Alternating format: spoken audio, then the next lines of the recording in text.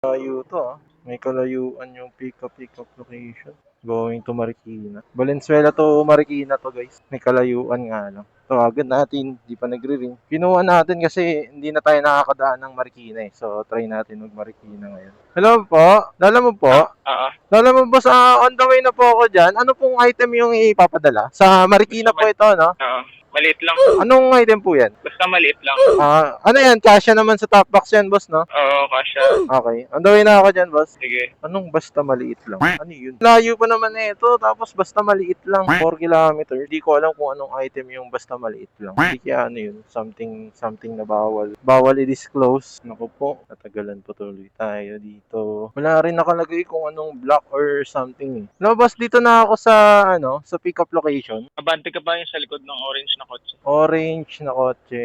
Kaya! Ay, magpas na pala. Itong Honda. Ay, yung payment po niyan doon na po sa sa drop off.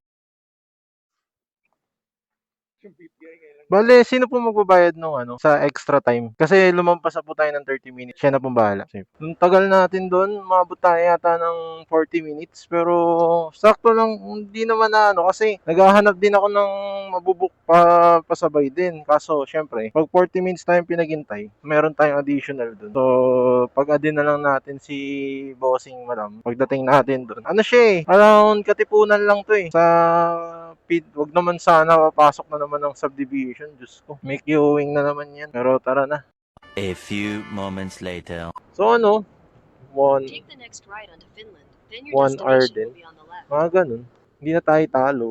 Not bad for 3 p.m. Oy, ito, gate. Your destination is on the left. Lala mo po, ma'am.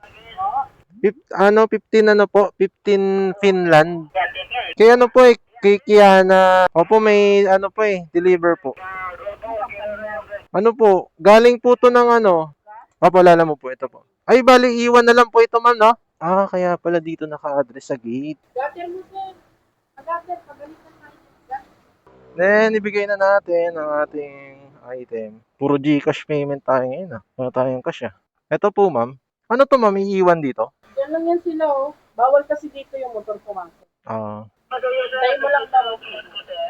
Ito po. Sino po magbabayad nito? Po? Para kanina. Kay Kiana ba to? Sabi niya, Gcash lang daw niya. Sige po. Tawagan ko na lang. Tapos na tayo dito. Okay na. Let's go. Hello po, ma'am. Hello. Hello po. Okay na po, ma'am. Na-drop ko na po yung item. Sige po kuya, send ko po yung pera ngayon. Apo. I-send ko na lang po yung total, ma'am. Tapos yung pa-add na lang po ako sa Gcash, ma'am. Thank you po. Okay